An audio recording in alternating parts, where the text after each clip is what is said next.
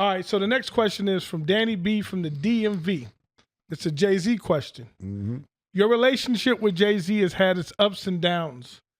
How do you reflect on that dynamic now? And do you think it's possible for you to collaborate in the future? It's another good question. This is a good question. Look, Jay-Z, a lot of people don't know. It's a funny situation with Jay-Z because I knew Jay-Z before he got popular. Jay-Z was a real nigga getting money. Him and Dame Dash had some business. Me and my man Duke the God seen it a couple times. I seen it a couple times. Dame and Duke the God kind of just shoved me out the business and started doing other business, but that's another story for another day.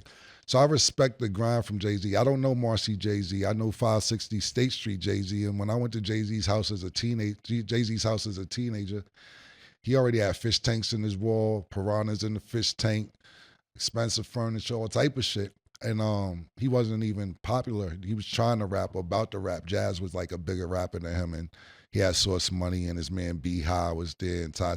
So I respect the grind from top to bottom for Jay-Z. To the question. When I got to Roc-A-Fella, shit got a little shaky. Dame had different distribution. He had Elektra, he had a whole bunch of different, besides Def Jam Roc-A-Fella. And I told Dame before I went to Def Jam Roc-A-Fella, I don't want to come to Roc-A-Fella at Def Jam. Let's do Roc-A-Fella, Elektra, Atlantic, wherever you have a distribution. Like, Cam, Def Jam's the move. I'm telling you, this the best bet because I got over there in the choco. I said, all right, cool.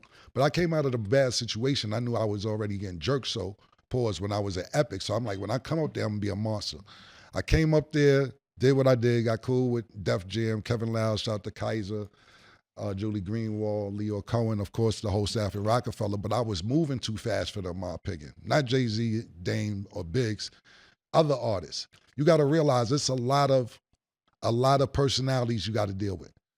You got to deal with Philly niggas, which are my niggas too, shout out to State Property. Brooklyn niggas, Bleak had a group called Get Low, I believe it was, something like that. I think it was Get Low. And now you got other Harlem niggas, so you got a lot of artists and personalities you got to get to. And I was already ahead of the game, not disrespecting them. I'm saying when I say ahead of the game, I say I got jerked. So I know where shit is supposed to go, where shit not supposed to go, because I learned the game to where, to me, they personally, they had good niggas around them the whole time. Niggas they could trust, niggas just going to do the marketing, the radio, right, everything else.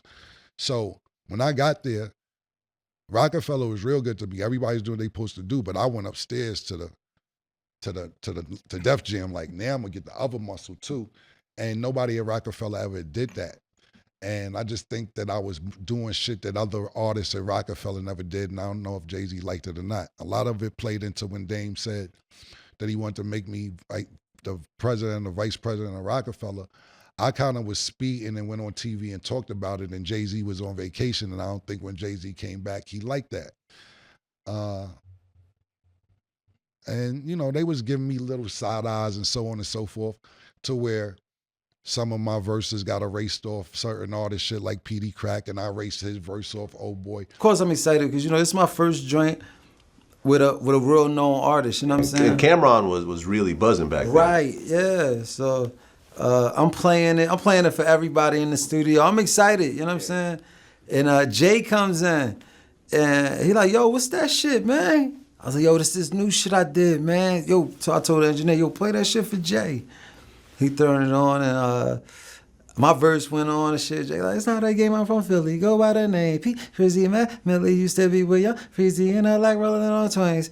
And then Cam part come on since I was 11 years old, dog. I had Birds and Bees, Scissor, Please.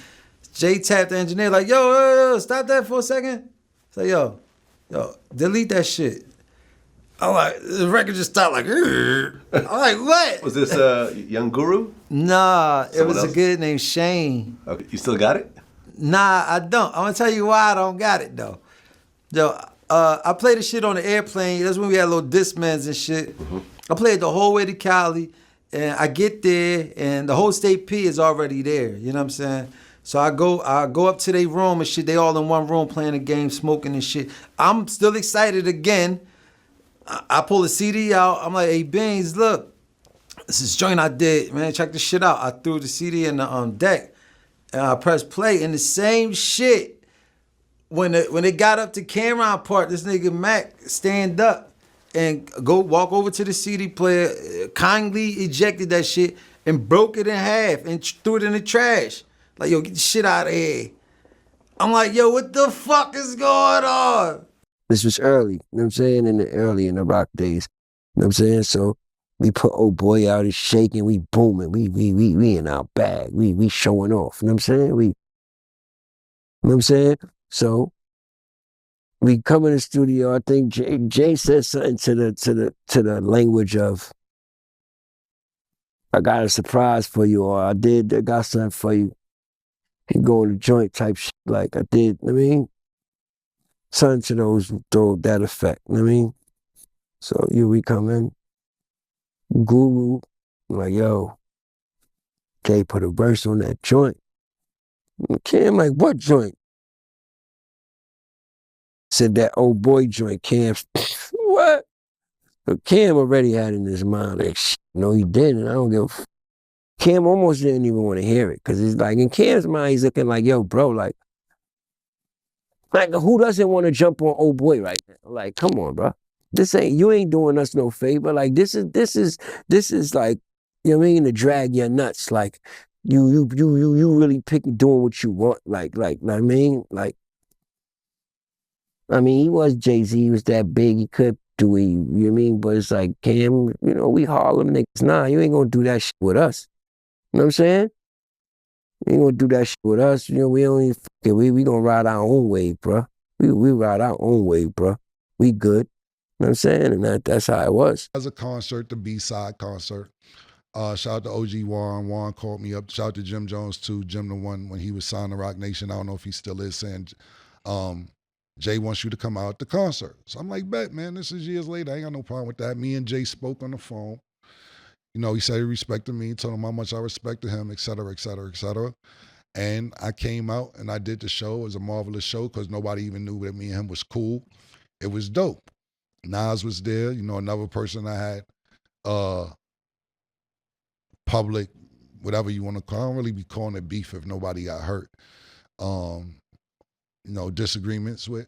Everybody was there. It was a really good time just to show everybody could be in the same room without no bullshit. So the next day, Juan hit me after the show. He's like, Jay wants your number so he can holler at you. It was dope. So he texts me and he says, yo, that was dope last night. Da-da-da-da-da. And I'm like, yo, man, that was really dope. I appreciate you guys, you know, putting this shit to bed and let's rock out. He's like, yeah, man. See how much shit we could do when niggas start acting like it's fake beef out here? That shit slows shit down. And I'm like, what is, I didn't know how to take that. Like, I didn't know what he meant when he texted that. Like, see what happened when niggas start acting like it's fake beef. And I'm like, I just replied, well, no matter what, you, Dame Biggs, gave me opportunity, feed my family legally, so I have no problem with it. But inside, I'm like, why would you even text that? I don't know. Even to this day, I'm like, I don't have no problem, but I thought that was weird. But don't get me wrong, this concert was 3-4 years ago. I haven't seen or spoke to Jay-Z since then. I spoke to Juan since then. Juan is cool. So everything that they're doing, I respect it. I respect the hustlers and Jay-Z. Pause. I respect the music he does. Are we good? I hope we good. I don't know. If I see him and we speak, cool. If not, it's not going to make or break what I got going on. So as far as a collab going on, I don't know what a collab is. I'm not doing music full time. Obviously, he's not doing music full time. So that's not really on my plate right now. But I do respect everything that they got going on business-wise.